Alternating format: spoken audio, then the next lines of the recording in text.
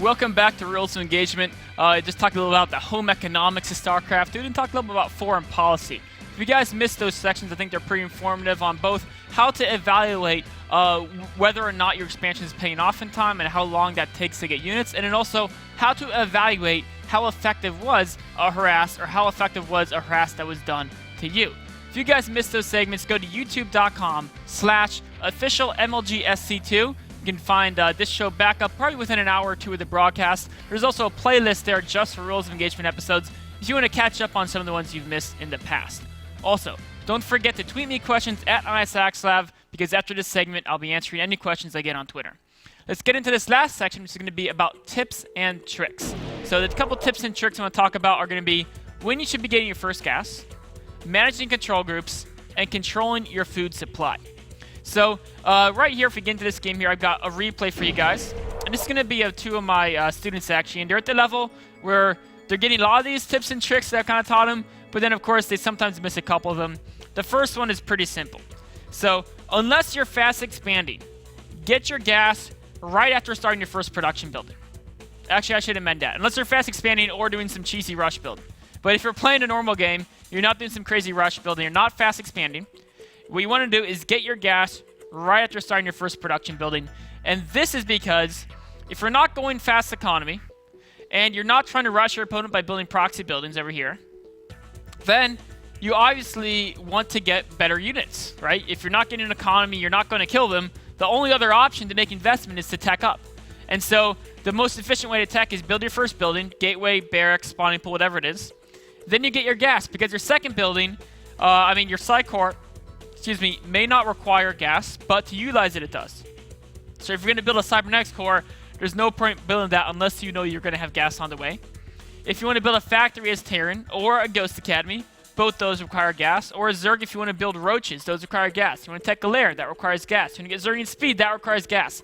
Everything past your first basic unit, Zealot, Marine, Zergling, costs gas. So get that gas right after your first production building. That's actually a mistake a lot of people make, is they'll build like 2-3 barracks on the base and they're like, oh, I want some tanks now, not to build gas. But they're going to be several minutes behind their opponent doing it in that order. If you're going to get gas late, it should be because you're expanding very fast or getting some other advantage. So as you go through this game, the next thing I want to talk about is a trick about managing your control group. So the instant a unit comes out of any production building, you want to add that to your control group. So if you got, let's say we're going to take a look at this player, right? What he's going to do is as he builds units, take a look, he's building a unit right now. So far he has no unit control groups. But all right, now he has one unit control group, and watch this. The instant these next guys come out, as soon as, well, he's a little bit late here. And he's not adding to his control group. And you know what? A lot of times you don't get punished for this. But now he did. He added him right now. And you're going to see the fact that he added him once they caught up with the army a little bit late. Most of the time, that won't make a difference. But every once in a while, you'll get punished for that, and we're going to see that later in the game. So the instant any unit comes out of your group, see, watch this. This Stalker just came out. She already has in a control group of 4 units, right? You can tell because if I go over to her viewpoint, right, and I select one of these other hotkeys, and then I select the right hotkey, oops, then all of a sudden it's going to select all of her guys. So you can see there's 4. That means there's 4 units in that control group. So that tells you that she added it instantly. And you can do this by, even if that's the army's here, right, and taking a look back at traffic. If he wants to add this unit to his control group, he hits his control group hotkey to select them all, just like this. Then he's going to hold down Shift key. It won't work in a replay, but in real game, you can hold that. Actually, will work in replay. I correct myself. You hold down the Shift key, and then you select unit back at home. So now you have these 3 units selected, and this new sentry. And then you just remake your control group. You hit Control 1 again, and boom.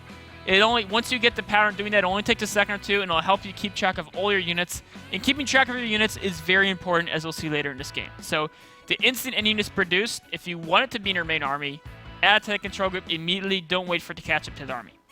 So we're going to go through this replay a little more to speed through it a bit. And you can notice that if you take a look at his control group size, see how it keeps incrementing. He doesn't wait. As soon as he gets the unit, boom, he adds it in. The Mortal was about a 30-second delay there.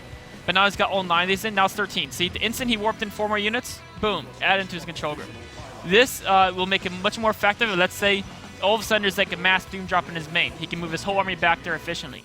There's attack at the front. He wants all his units to attack move. He executes the attack move action at his front. All these things just add up here. We can see the same size. You know, Koshka, she's got all her stuff in one control group as well. So that's a very important thing. But as we come up to this point, we're going to notice here, Koshka's moving out to attack. And this is where you can get punished sometimes, when you're actually attacking or defending. So as we come out here, we can look at Koshka's control group. It's 33 units. That's, you know, her whole army. It's looking good. But these two Colossi, or about to be two Colossi, that just popped out, they're not in her control group yet, right? See, it's still 33. They're just rallied to the to her other Colossi. And here's where it can sometimes come back to haunt you, because watch this. She comes by, all of a sudden she sees, oh, there's a pylon on the high ground. You know what I should do? I should grab one of my guys and tell him to kill this pylon, right? She does it. But she never added this Colossi into her control group. So now it's good to kill the pylon, that's fine. But all of a sudden, here's a battle. This could be a game-deciding battle. And the first thing you do in any battle, before you, I mean, obviously you want to spread your units, but before you do any of that, you want to make sure all of your units are in the battle. So what you want to do is you want to immediately attack move. You hit your control group and you attack move forward, right? And that's what she did. Boom, right there. I can tell she just did it because all these zealots that were in the back idling, they all of a sudden charged forward to get into action. So she's doing attack move command, exactly what she should be doing. But this Colossus, excuse me, is not attack moving. So as we go through here, it's still killing the pylon. Even if it was attack moving, it wouldn't be doing anything different right now. But the key thing is during this battle, if it was in a control group and you keep doing those attack move commands, as soon as this pylon dies right here, this guy, he'd be walking over to join the battle. And you know what? That one Colossus can make a big difference, because right now, you'd love to have that Colossus in that control group, right? That one extra Colossus right here could mean winning the game or not winning it. It's still idling back here, right? And there's still going to be another big Colossi battle. One more extra beam of lasers could finish out these Colossi, add a lot of extra damage. It's still not in the battle.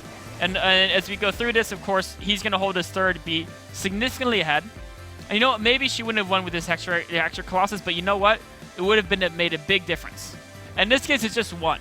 I've seen games where players not quite as good as these two, they'll have like 8 units off in the corner. In fact, there was actually a famous game where Scarlet lost a game in MLG Dallas to a Zerg player. I'm trying to remember, to a Terran player. That there was no way she should have lost, and it's because she forgot a bunch of units on the side of the map, didn't have them added to that control group correctly, and that's a very important thing. So, the instant your units come out of your production buildings, add them to your control group. Now, another thing we're going to talk about is managing your food supply. So we're going to rewind this just a tiny bit and mention this thing briefly, and that's going to be when you're at 90 or more food. You want to keep a gap of at least 30 between current food and available food. And this means you're going to be floating a little bit of extra resources. We'll pause it right here. You know, you have like maybe 2 pylons that are extra, so that's 200 minerals that aren't being used very efficiently. But it's better to have 200 minerals not used efficiently than to make sure you're never supply blocked. Because right now, Traffic, the red player, he could be saying, you know what, I've got 11 food, I'm fine. But you know what? 11 food, as soon as he queues up his next 2 Colossi, that's 12 food. As soon as he warps in a segment, guys, that's 8 food. In fact, these warp grids, he could eat that up right now. He'd be at 121. All of a sudden, he'd be close to being supply blocked. Wouldn't be able to get his next Colossi. So instead, he says, you know what? The gap's not 30. I'm going to build more pylons. You can see here at the top left, 3 more pylons being built because he's maintaining that supply gap to ensure he's never being supply blocked. And it's just that simple. When you're over 3 digits, 90 plus food, just keep a look every once in a while, peek at that top right. If it's not a gap of 30, build more pylons and you're going to come out in a better position. So that's it for these tips and tricks. But just to rehash them all, remember, if you're not rushing your opponent or expanding super fast, get your first gas right at your first production facility. Also remember, immediately add units into your control group as soon as they're produced. And last but not least, if you're at 90 or more food, always try to keep a gap of at least 30 supply between the amount of supply you're using and the amount that you have potentially available to you. If it's less than 30, build more supply depots, pylons, overlords, whatever you need to get that supply up there. Thank you guys for watching this segment of Rules of Engagement. Take a break and be right back with some Q&A.